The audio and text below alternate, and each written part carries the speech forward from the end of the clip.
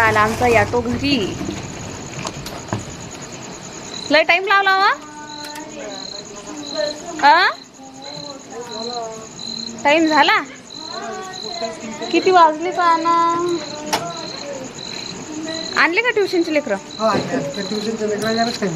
ट्युशनचे लेकरं आणले. भाजीपाला आणला. आवडती शेपूची भाजी. हा आवडीची शेपूची भाजी आणली का मला. तुला आवडते ना शेपूची भाजी रे. हो मी हिरो सारखाच दिसत अशी नव्हती अंधारात. हो अंधारात तुम्ही हिरो सारखेच दिसू राहिले.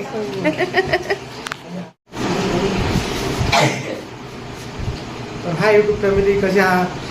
आम्हाला तर 2 दिवसापासून गमत जायच नाही. गमत जाय नाही म्हणजे अजिबात नाही गमे. 2 दिवस झाले आमचा याटो होता बंद आणि ॲटो घेऊन ठेवला होता आम्ही शोरूममध्ये.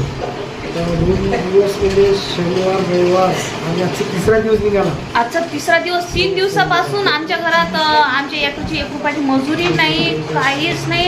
आणि तुम्हाला सांगतो आजची काय होळी असल्यावर आम्हाला आज असं जरासं काही गमलं नाही ना, काहीच नाही. असं होळीचा सणच नाही वाटला. कारण की आमचा जो याटो आहे आधारस्तंभ आमचा जीवनाचा, ज्याच्या भरोशावर आमचं हे रूम भाडं आहे, आणखी आमच्या लेकराचं शिक्षण आहे, सगळंच काही आहे. आमचं पोट आहे 5 जणांचं. तेच हां तोच आमचा याटो बिघडला होता. 3 दिवसापासून आमचा याटो घरी नव्हता. 3 दिवसापासून शोरूमवर याटो होता. याटो बिघडले होता.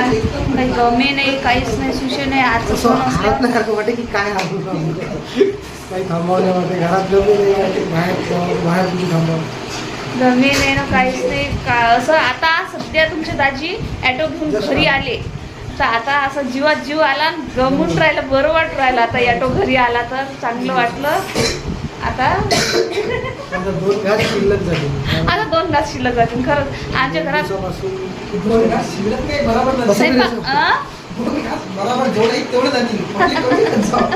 पहिले कमी खात जा प्रयास म्हणते. आता 2 घास थोडी शिल्लक जातील पद्धतशीर. कारण की माहिती आहे का याटो तर बंद होता, याटो पण बिघडला होता. आणि हा आमचा प्रयास पा हा पण बिघडला होता. याले 2 वेळा दुरुस्त करायला नेलं. 2 दिवस त्याले पण ताप होती. आजच्या ना समजा 4 दिवस झाले ना. हा पण इकडे जेवून राहिला, पण इकडे जेवण करून राहिला. उघडा फक्त बसलाय. आणि रोहनचा अभ्यास चालू आहे. प्रयासने बरं नाही वाटत जाय. प्रयासने ताप होती, त्याला 2 वेळा दवाखान्यात नेलं. आज आता तरी बरं वाटलं. आज फ्रेश झाला जरासा. दात तरी काढून राहिला असं म्हणा. आज दात काढून राहिला, खिडी हसू राहिला एवढा. इकडे बारे हसू राहिला. नाही तर याटोही बिघडला, लेकरूही बिघडला. काही सुशे नाही, आम्हाला गमे नाही. आजचं सण असल्यावर आम्हाला असं वाटे अरे रे रे कायच झालं काही नाही. असं म्हणजे मन कातच लागे नाही, काहीच मन लागे नाही ना, काही नाही. आता दाजी आले याटो घेऊन. आमचा याटो घरी आला बा. एवढं बरं वाटलं, एवढं चांगलं वाटू राहिलं. मजुरी सुरू होणार आता. 2 दिवसापासून मजुरी नाही, काम नाही, धंदा नाही, काहीच नाही.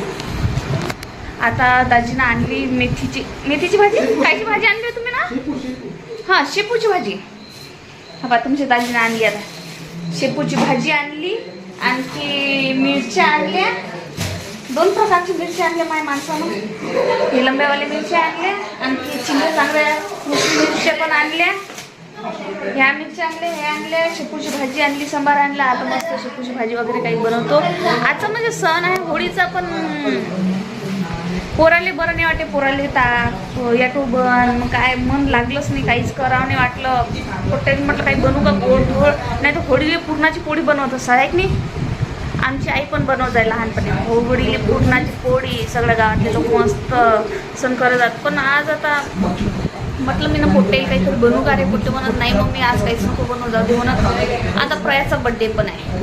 प्रयाच्या बड्डेच्या वेळेस मग करू चांगलं काही गोड धोळ. आणि कुठं चालला तू.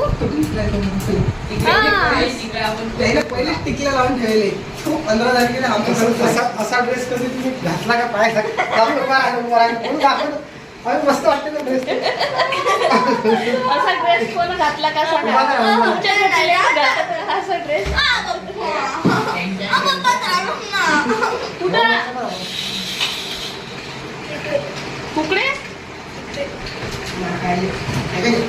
चल. ते टमाटर खाणं बाई व यानं काळं मीठ घेतलं, टमाटर आणि काय त्यात मिरची पावडर आणि ते खाऊ राहिला. मीठ एवढं खात जाऊ नको पण ए म्हणूया एवढं मीठ खात जाऊ नको त्याला आ? ते मिठानं माहित आहे का हे होते रक्त घट होते जास्त. तसंच आपण माकडं हाव त्यात रक्त पण घट करतं. जास्त मीठ खाणं चांगलं नसते ना. त्याला रोज डेली सांगतो मीठ जास्त खायचं नाही, पण खाल्ल्याशिवाय त्याला काही जास्त गमत नाही. मीठ खाल्लं की त्याला बरं वाटेल, जास्त मीठ खात राहत होतं. तर आता आमचं याटो की तो घरी आला बा. घर आम्हाला गमलं, आमचं याटो घरी आलं बा. आता आम्हाला गमलं चांगलं वाटत राहिलं. तर आता आम्ही करतो शेपूची भाजी बनवतो. आता मी तडक फडक चटकन पटकन शेपूची भाजी पोळ्या बनवतो आणि हिरव्या मिरचीचा ठेचा बनवतो. आजचं जेवण तेच. हा रोहन इकडे काय करू राहिला रोहन दादा?